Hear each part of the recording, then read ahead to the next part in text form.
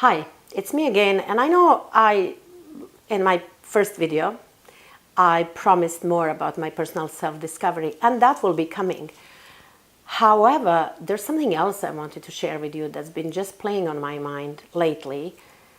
And just in my work with my clients lately, the same issue has presented again and again and again and again, and even in talking with my friends.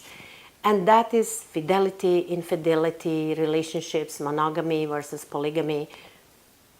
There seems to be a growing tendency of so-called open relationships, polygamous relationships.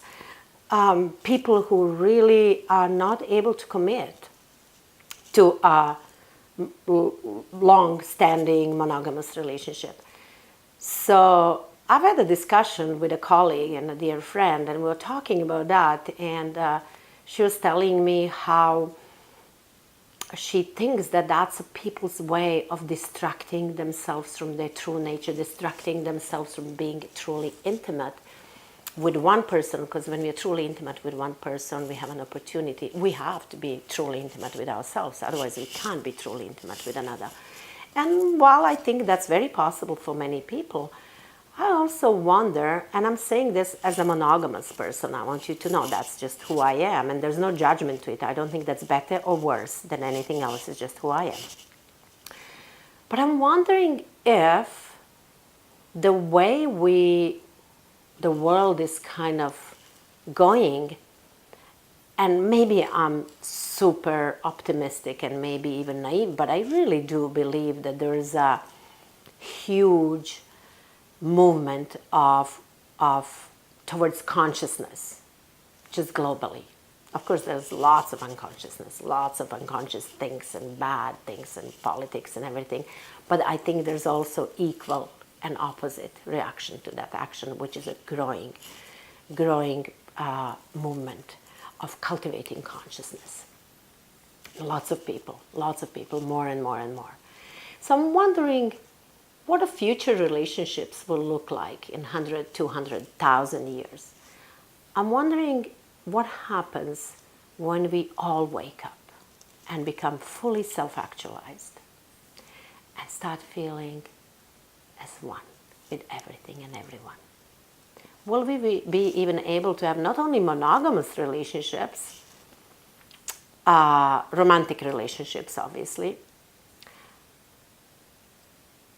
Yeah, will we be able, I'm guessing we'll have some kind of romantic relationships, but I don't know, maybe we won't. Maybe we'll just express our sexuality freely, because why would we need to attach our feelings of love to one person when we become love itself, when we become just pure manifestation of love?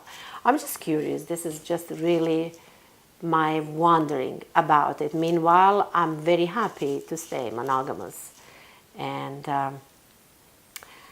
just observe and remain curious, because I really do believe that the reason we fall in love, and I hate to say this to people because it just doesn't sound very sweet and romantic, and I'm in love with my husband, but I do believe that we fall in love not because we are great and open and connected with our true nature, but out of unhealthy, wounded parts of us.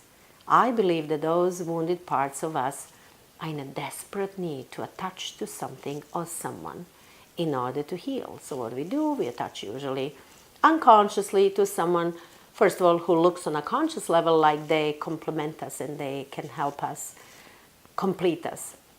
What usually happens is, after a while, we realize that they're triggering us so that we feel in the almost same way as we did when we were children, in whatever way we were wounded, whether we feel helpless, powerless, angry, abandoned, whatever that might be.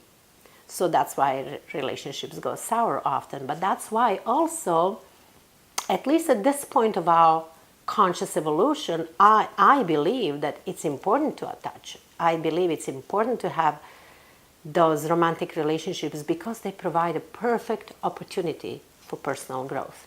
Because how and why would you ever change and grow if you were not poked, if everything was seemingly okay, right? We need to have those parts in us triggered and played and felt in order to look at them and see, ooh, I need to change something here. So for now, I think most of us are at that stage. Just curious, I would love to hear what you think, guys, about us. Let me know. Ciao.